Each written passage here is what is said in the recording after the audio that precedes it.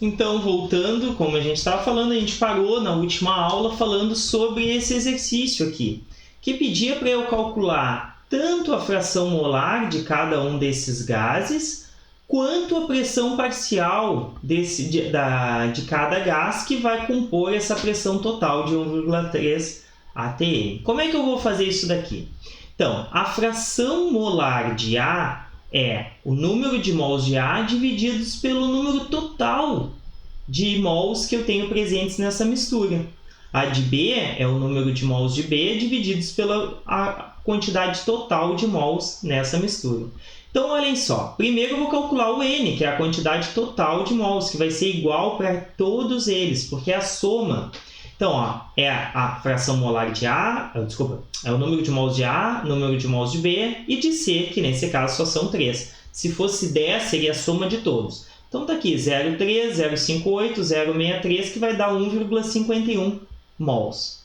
Então, vou pegar agora essa expressão e vou resolver. 0,3, que é a quantidade de mols de A, divididos pelo total de mols presentes. Então, a fração molar, né, de A é de 0,2. A fração molar de B é 0,38. E a fração molar de C será 0,42. A soma deles vai dar 1, pode somar. Ou seja, 1 vai ser o total de mols. E cada um vai ter uma fração de mols dentro daquela estrutura. Então, ao invés de eu usar o total de mols, eu vou usar a fração que cada um contribui para compor esse 1,51 mols. Como eu vou calcular agora a pressão parcial? Agora é mais simples. Eu tendo a fração molar, eu pego a pressão parcial de A, vai ser a fração molar de A vezes a pressão total. E a de B? A pressão parcial de B vai ser a fração molar de B vezes a pressão parcial. O de C será a pressão parcial de C, será vezes a fração molar dele vezes a pressão total. Então, a pressão total é 1,3 vezes 0,2 está aqui, 0,2, 1,3. Então, a pressão parcial de A é 0,26. A de B, 0,494. E a de C, 0,546.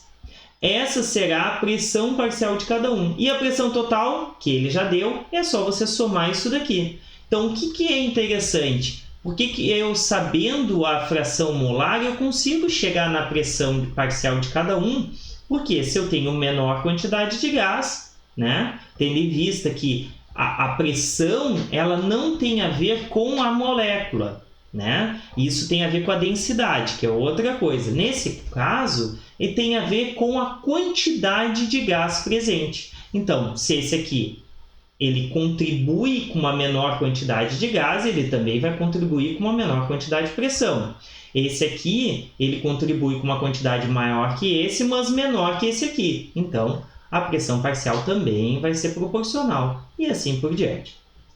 Bom, aqui tem um outro exercício. O ar é uma fonte de reagentes em muitos processos químicos. Para determinar a quantidade necessária desses gases nessas reações, é preciso conhecer as pressões parciais dos componentes.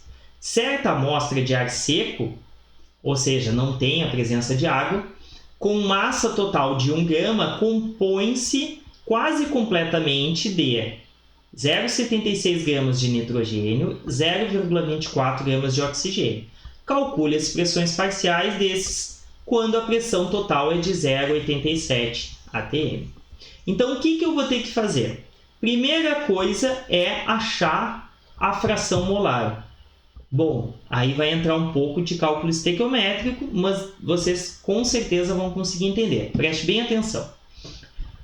Eu sei a massa de 1 mol dessa substância, não sei? A gente tem como calcular. Se a fórmula molecular é N2, quer dizer que a molécula é composta por 2 átomos de nitrogênio.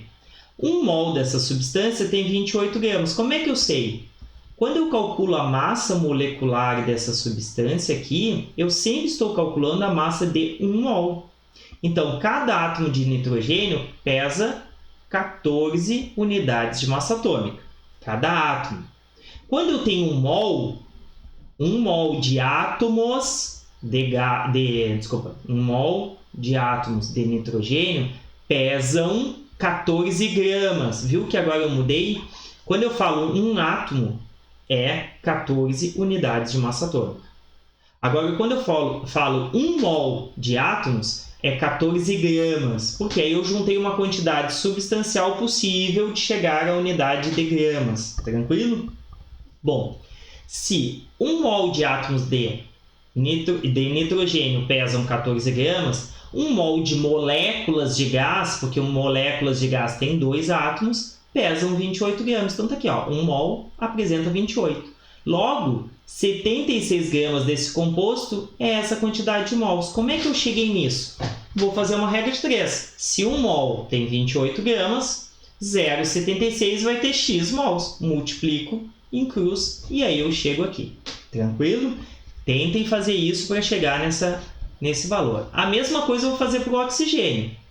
Um átomo de oxigênio tem 16 unidades de massa atômica. 1 mol de átomos de oxigênio tem 16 gramas. Como eu estou falando agora de molécula, e a molécula é composta por 2 átomos, 1 mol de gás oxigênio terá um total de 32 gramas, porque é a soma de 2 mols de oxigênio. Então, se 1 mol tem 32, 0,24 vai ter x. E aí eu chego nessa fração aqui. O que eu vou fazer? Vou somar, porque esse aqui será a contribuição de mols de nitrogênio e essa aqui é a contribuição de mols de oxigênio. Então, a soma dos dois dá 0,0395 mols. É o total, que é a soma desses dois aqui, ó, tá? Então, eu divido. A fração molar de nitrogênio será a quantidade de mols dele divididos pela total, 0,81. A fração molar do gás oxigênio será a quantidade de mols dele divididos pela soma dos dois, que dá 0,19. Os dois juntos vai fechar 1. É a mesma coisa que a gente fez no outro exercício. Eu achei a contribuição molar de cada um dos dois.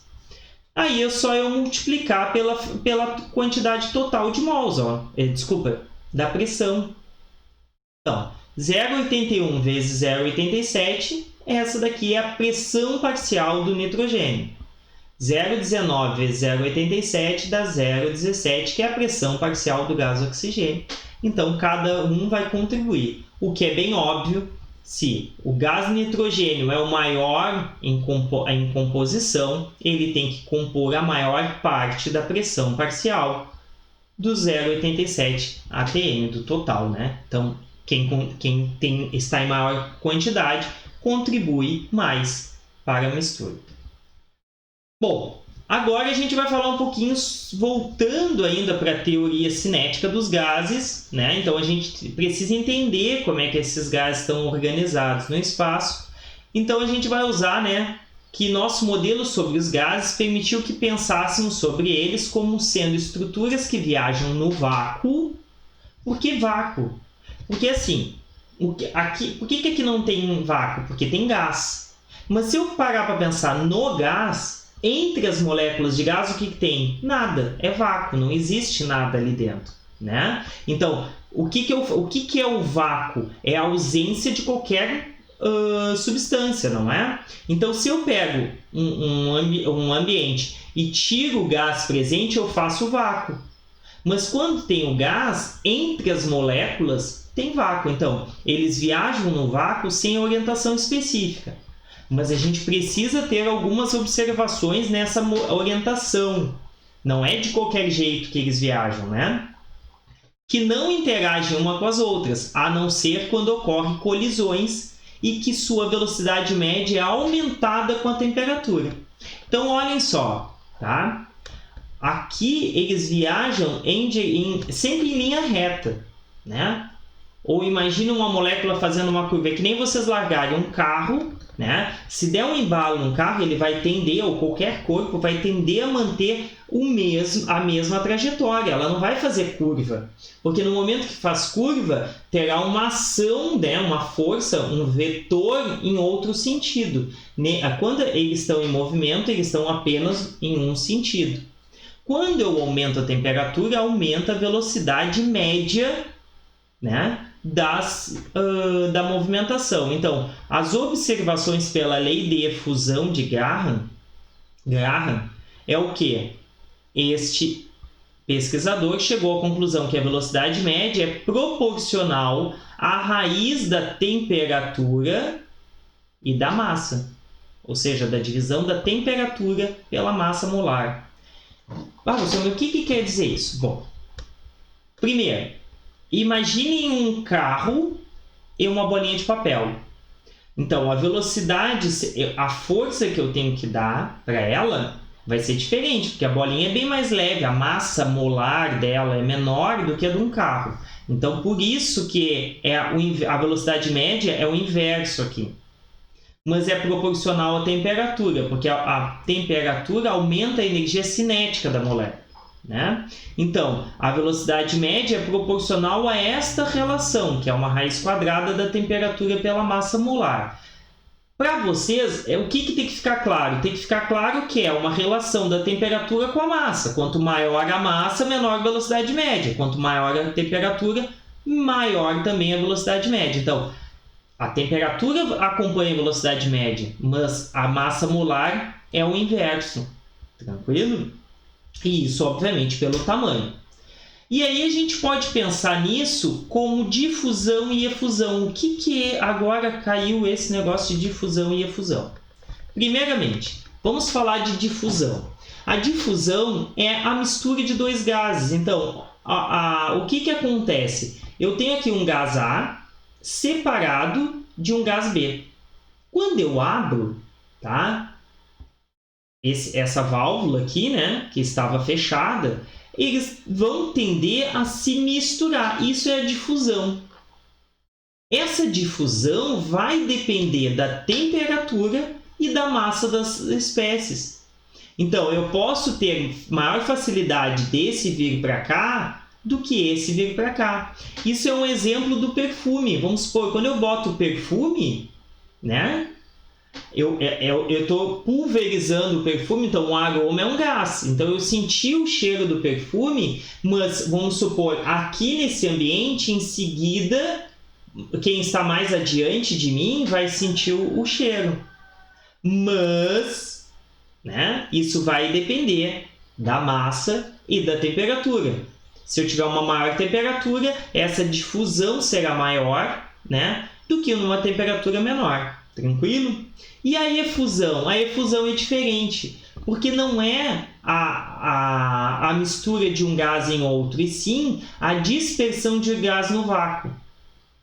Né? Então, quando eu abro aqui, ele vai tender a se espalhar para igualar os dois lados, principalmente da pressão, obviamente. Isso daqui seria uma analogia não tão correta, porque é para o vácuo, mas quando eu pego e furo um pneu, eu tenho uma maior pressão dentro do pneu e ele vai tender a igualar as pressões. Então, ele vai sair, né, como se fosse para o vácuo, e isso seria a efusão.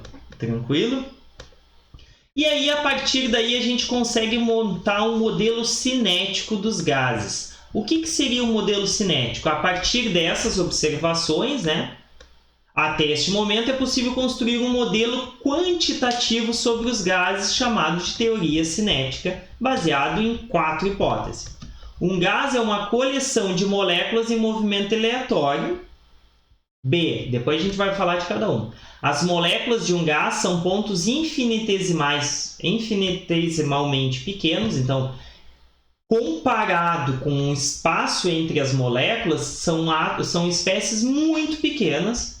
As partículas se movimentam em linha reta até colidir e mudar essa trajetória, e as moléculas não influenciam umas nas outras, exceto durante as colisões. Então aqui, ó, um gás é uma coleção de moléculas em movimento aleatório. Tá certo, ó.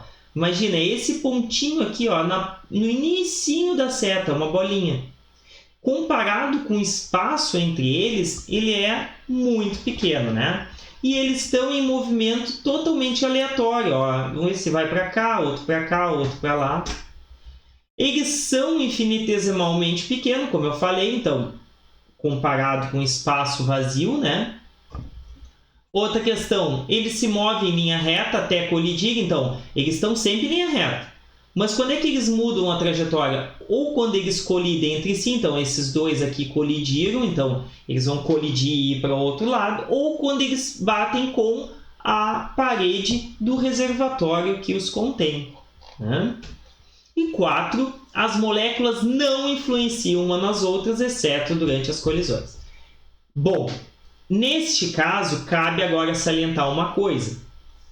Isso quando a gente está comparando a gases ideais, que a gente desconsidera que essas moléculas façam interações intermoleculares, né? Então, em gases reais, nós sim temos essa possibilidade. Bom, como que a gente vai ver? Um exemplo é: alguns comportamentos dos gases sugerem que o modelo cinético precisa ser melhorado. Então, aquele modelo que a gente montou com aquelas 4 observações, ele não é tão correto quando a gente compara com gás. Um deles é a possibilidade de compressão de um gás até ele condensar, ou seja, tornar-se líquido. Isso sugere que haja forças de atração presentes que podem unir as moléculas. Então, vamos com calma. Quando eu comprimo um gás, e aqui está o botijão de gás. Ele é um botijão de gás, mas se eu sacudir, o que tem ali dentro? É líquido. Porque dentro dele tem o GLP, gás liquefeito de petróleo. Então eu coloco o gás em alta pressão ali. Quando eu coloco ele em alta pressão, o que a pressão está fazendo? Ela diminui o volume, ou seja, o espaço entre as moléculas. Então eu confinei um grande volume de gás em um volume muito pequeno. Então, se eu diminuir o volume, o que tem aumentado ali? A pressão.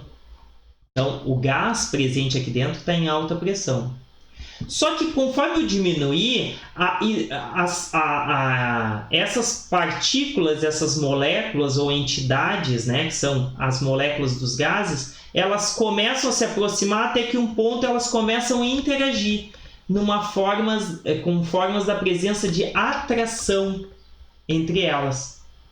Essa atração permite que elas comecem a como é que eu posso dizer? A interagir uma com as outras, formando um líquido. Então, se um gás é possível de ser comprimido e essa compressão forma um líquido, é porque existe forças de atração.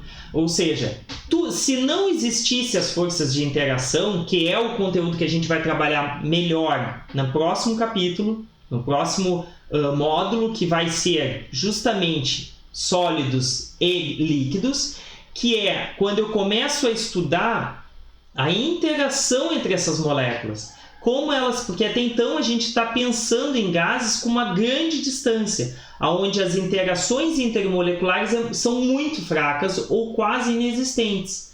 Quando eu aumento a pressão, eu faço com que essas forças de atração existam, e aí ela forma a mesma substância vai ir para um estado de agregação diferente, que é o líquido. Da mesma forma que, após tornar-se líquidos, a capacidade de compressão cessa, sugerindo a presença de forças de repulsão. Ou seja, eu consigo comprimir até chegar a um ponto que ele condensa e forma um líquido.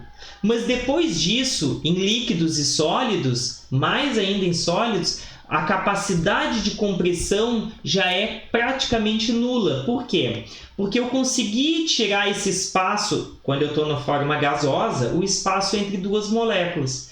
Mas quando chegou num certo ponto, elas começam a interagir tanto que elas estão quase grudadas. Se eu aumentar, elas vão começar a ocorrer uma repulsão entre as nuvens eletrônicas. Então, ou seja, quando eu tenho um estado gasoso, tem uma grande distância que eu consigo comprimir, Já quando chega num estado líquido, eu não consigo comprimir muito porque já chegou num máximo de aproximação, que é o que eu posso observar aqui, ó. Então, esse gráfico aqui mostra a distância internuclear, desculpa, não é internuclear, é intermolecular, tá? Internuclear seria entre dois núcleos. Nesse caso aqui eu estou imaginando uma molécula e uma segunda molécula. Então, conforme eu vou aproximando, vai diminuindo a energia potencial. Por quê? Porque as forças de atração estão fazendo com que elas se aproximem. E isso energeticamente é favorável. Só que não é infinitamente. Chega um ponto que essa distância atinge um poço de energia potencial, ou seja, é o máximo de aproximação que eu consigo. Se eu aproximar mais, olha o que acontece com a energia potencial. Ela sobe de novo. Então, os gases estão distantes. Quando eles começam a se aproximar, começam a existir essas forças de atração que unem essas moléculas até que elas comecem a se aproximar e interagir. Aí eu formei um líquido. Se eu aumentar isso daqui, elas vão começar a se aproximar muito e aí a repulsão começa a existir. E aí entra que as forças de atração têm um maior alcance que as forças de repulsão. Por quê? Porque quando eu estou aproximando, a atração começa a existir, mas a repulsão ainda não. E aí eu vou aumentando e aumentando a aproximação ou diminuindo a distância até que chega um ponto que elas têm um mínimo de energia potencial, né? E que se eu ultrapassar isso daqui, eu vou para um estado mais energético, que é esse caso aqui, que elas estão muito unidas. Então aqui eu teria uma pequena distância. Então é importante saber que as forças de atração têm maior alcance, porque funcionam quando elas ainda estão distantes, do que as de repulsão. Tranquilo? E aí o que a gente pode observar? Que os gases, né, reais, né, em temperaturas baixas, um gás real move-se tão lentamente que as atrações intermoleculares podem levar à captura de moléculas pela atração uma das outras. O que quer dizer isso? Que quando eu pego um gás e reduzo a temperatura, então, olha só, quando eu pego um sólido e dou temperatura, ele sai de um estado de maior agregação e vai para o líquido.